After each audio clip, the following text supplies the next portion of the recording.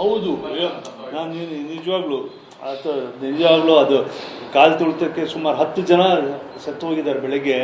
ಭಾಳ ಬೇಜಾರಾಗ್ತಕ್ಕಂಥ ಸಂದರ್ಭ. ಇಷ್ಟು ಅರೇಂಜ್ಮೆಂಟ್ಸ್ ಮಾಡಿ ಕೂಡ ಇನ್ನೂ ಮುಂಜಾಗ್ರತೆ ಕ್ರಮಗಳನ್ನು ಕೈಗೊಳ್ಳತಕ್ಕಂಥ ಅವಶ್ಯಕತೆ ಇನ್ನೂ ಇದ್ದಾವೆ. ಯಾಕಂದರೆ still about another 15 to 20 days of programs are there. ಹಾಗಾಗಿ ಇಮ್ಮಿಡಿಯೇಟಾಗಿ UP ಸರ್ಕಾರ ಇದ್ರ ಬಗ್ಗೆ ಮತ್ತು ಕೇಂದ್ರ ಸರ್ಕಾರ ಇದಕ್ಕೆ ಗಮನ ಹರಿಸಬೇಕಾಗತ್ತೆ. Because it is a world event. It is a world event.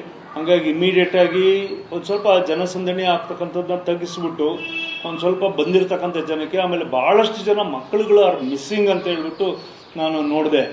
ಆಮೇಲೆ ಕಳ್ಳ ಸಾಧುಗಳು ರೂಪದಲ್ಲಿ ಬೇರೆ ಬೇರೆ ಕಡೆಯಿಂದ ಬಂದ್ಬಿಟ್ಟು ಪಿಕ್ ಪ್ಯಾಕೆಟರ್ಸು ಮತ್ತು ಕಳ್ಳ ಸಾಧುಗಳು ಅಲ್ಲಿ ಹೋಗಿ ಸೇರ್ಕೊಂಡು ಇದು ಮಾಡಿರ್ತಕ್ಕಂಥದ್ದು, ಕಳ್ಳತನ ಮಾಡ್ತಕ್ಕಂಥದ್ದು ಇದೆಲ್ಲದೂ ಆಗಿದೆ.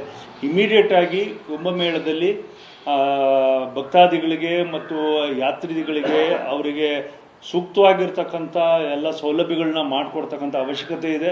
V request very humbly, because down ಸೌತಿಂದ ಅಂತೂ ಇವಾಗ ಮೀಡಿಯಾ ಬೇರೆ ಅಬ್ರಾಡಿಂದ ಎಲ್ಲ ಭಾಳಷ್ಟು ಜನ ವಿಶೇಷ ಫ್ಲೈಟ್ಸ್ ಎಲ್ಲ ಮಾಡ್ಕೊಂಬರ್ತಕ್ಕಂಥದ್ದೆಲ್ಲವೂ ಕೂಡ ನಡೀತಾ ಇದ್ದಾವೆ.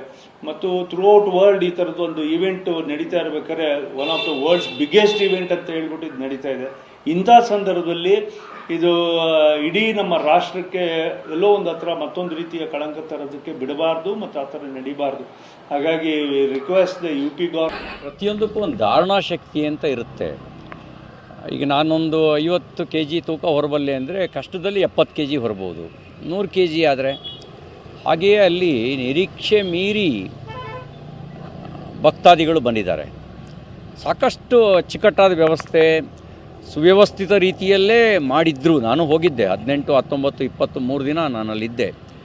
ಅತ್ಯಂತ ವ್ಯವಸ್ಥಿತವಾಗಿ ಮುಂಜಾಗ್ರತೆ ಕ್ರಮವನ್ನು ವಹಿಸಿ ಯೋಜನೆ ಮಾಡಿದ್ರೂ ಕೂಡ ಜನಸಂದಣಿ ನಿನ್ನೆ ನಿರೀಕ್ಷೆ ಮೀರಿದ ಜನಸಂದಣಿ.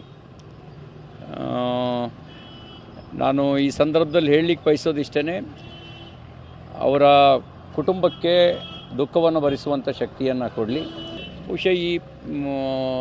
ಬಹುಶಃ ನನಗನ್ಸೋದು ಆ ಒತ್ತಡಗಳಿದೆಯಲ್ಲ, ಬಟ್ ಅಚ್ಚುಕಟ್ಟಾದ ವ್ಯವಸ್ಥೆ ಮಾಡಿದರು ನಾನು ನೋಡೋ ರೀತಿಯಲ್ಲಿ.